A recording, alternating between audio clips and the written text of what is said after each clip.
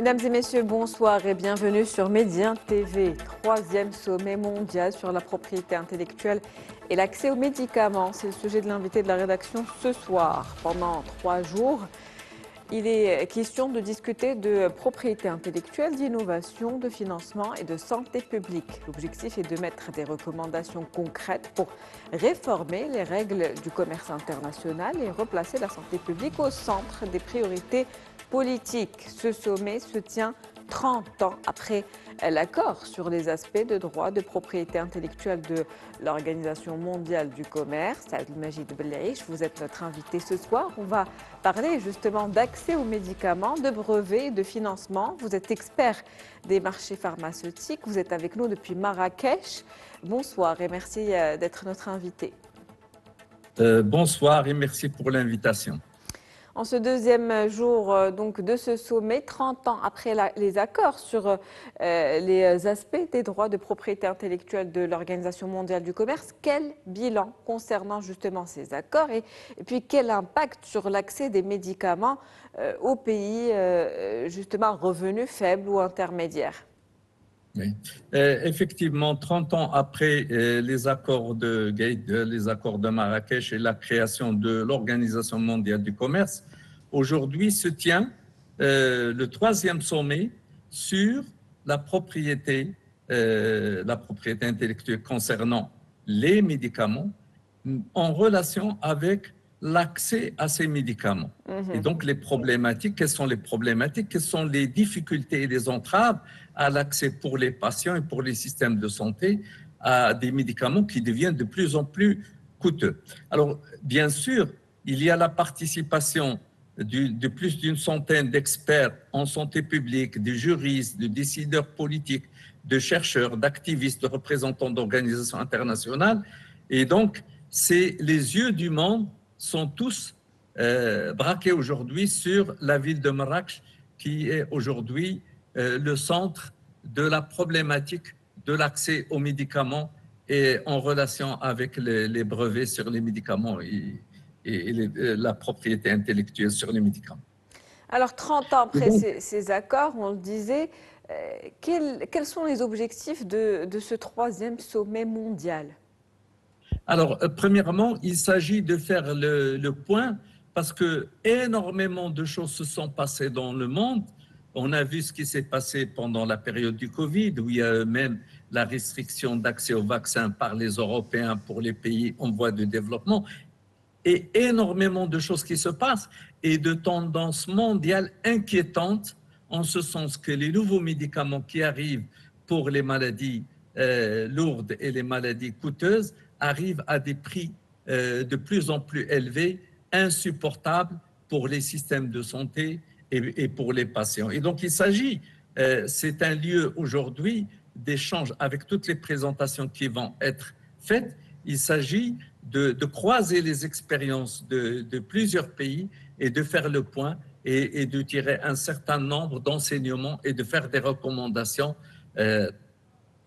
dans ce sens-là.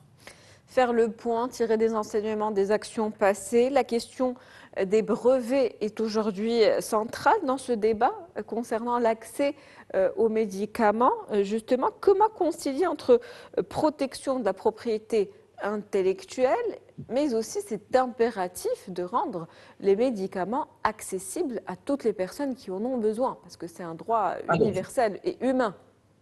Absolument. Alors les brevets, tant qu'ils sont logiques, on ne peut que les respecter. C'est-à-dire qu'elles permettent à un découvreur si vous voulez, de retrouver un retour sur investissement, vu qu'il a fait des investissements très importants. C'est logique. Le problème, c'est qu'il y a des abus.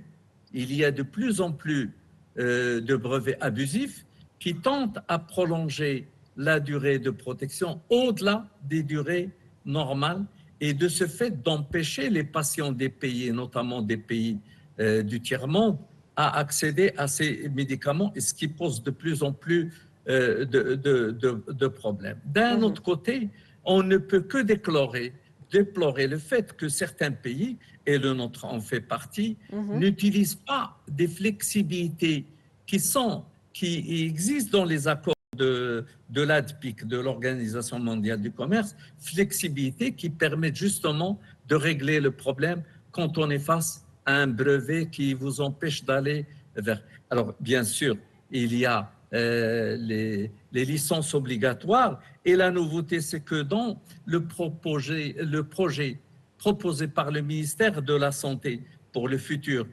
modèle de fixation de prix de médicaments, il est prévu, on en parle pour la première fois, de la possibilité de faire des licences obligatoires, c'est-à-dire de passer outre le laboratoire qui bloque l'accès au traitement et de donner la possibilité à un autre de fabriquer ce médicament, bien sûr tout en versant les royalties au laboratoire détenteur du brevet, mais c'est des choses qui sont pratiquées par d'autres pays, mais qui n'existent pas chez nous. Donc, c'est le moment de passer outre tout ça pour permettre de développer les médicaments génériques de moins en moins chers tout en ayant la même efficacité que les médicaments Princeps. Et aujourd'hui, notre système de santé, il est en train d'être généralisé. On était à 11 millions de Marocains. Aujourd'hui, on parle de toute la population. C'est-à-dire, pratiquement les besoins en soins vont être multipliés par 3 fois, par rapport avant 2021. Et donc, pour la réussite de cette généralisation, il faut faire en sorte qu'elle ne provoque pas l'effondrement de nos systèmes de santé par des financements insupportables. Et donc, il faut aller vers des solutions qui sont utilisées dans de nombreux pays et que le Maroc aussi doit utiliser pour permettre un meilleur accès aux médicaments, notamment les plus onéreux.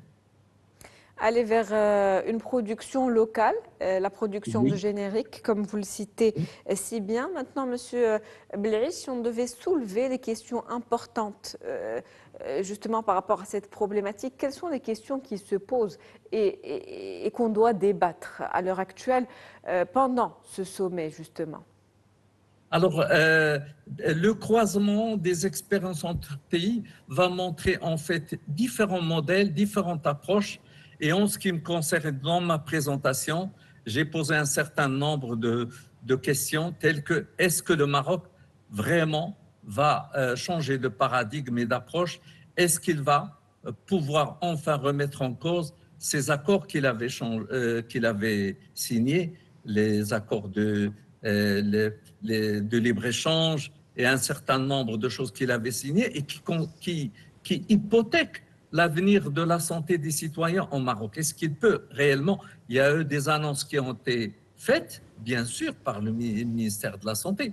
Est-ce qu'on va aller pouvoir enfin changer de paradigme et aller vers un autre modèle qui va permettre à nos patients d'accéder à ces médicaments? Donc, il y a un certain nombre de questions.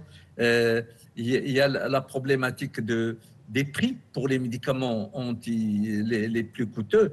Quand on a un médicament qui arrive jusqu'à 130 000 dirhams, qui peut se payer 130 000 dirhams parmi les patients? Personne. Est-ce que le système de santé peut permettre ça? Je ne pense pas, mais il y a aussi la problématique des protocoles thérapeutiques qui soit ils n'existent pas, soit ils existent et ne sont pas respectés, ce qui conduit à l'utilisation de médicaments de plus en plus coûteux alors qu'il existe des équivalents beaucoup moins chers. Plusieurs questions donc à soulever. Vous l'avez dit, il faut changer de paradigme et aller vers donc un modèle qui soit plus adapté à nos besoins. Quelles sont selon vous aujourd'hui les réformes ou les mesures urgentes qui doivent être mises en place pour faire justement de la santé publique une priorité politique? Alors, il y a certaines choses qui sont déjà, on en a déjà parlé, il y a eu des annonces qui ont été faites, qui sont encourageantes, telles que le droit de substitution pour les médicaments génériques, telles que la possibilité de négocier avec une multinationale deux prix, un prix affiché qui ne change pas, mais un prix de cession qui est remisé, qui est confidentiel et qui est beaucoup moins élevé que le prix officiel.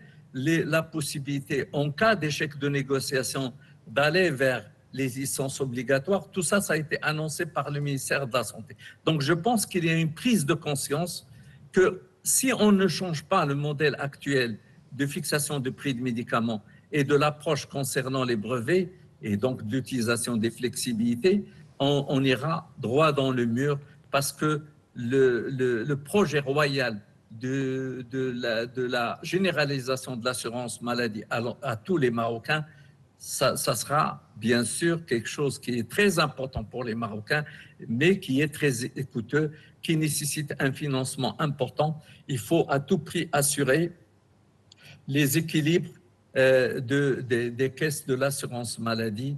Nous avons vu malheureusement l'expérience récente de la CNOPS qui a été coulée malheureusement à cause des prix de certains médicaments très coûteux. Assurer les équilibres des caisses, une prise de conscience généralisée justement avec ce sommet. Quelles sont, on va dire, les attentes et les grands espoirs? Alors, l'attente, c'est tout simplement du changement et d'aller vers et de s'inspirer des expériences, vu que nous allons affaire dans ce sommet à l'expérience de énormément de pays, justement, et il faut aller benchmarker, copier les expériences réussies dans d'autres pays et ne pas rester sur un modèle qui est aujourd'hui dépassé. Merci à vous, Monsieur Abdelmejid Belaiche, pour cette analyse et ce décryptage. Je rappelle que vous êtes avec nous depuis Marrakech, où se tient en ce moment même donc ce 3e sommet mondial sur la propriété intellectuelle et l'accès aux médicaments. C'était un plaisir de vous recevoir. Je rappelle que vous êtes expert des marchés pharmaceutiques. Merci, plaisir partagé. C'est la fin de l'invité de la rédaction pour ce soir. On se retrouve demain avec un nouvel invité, nouveau sujet. Très bonne soirée.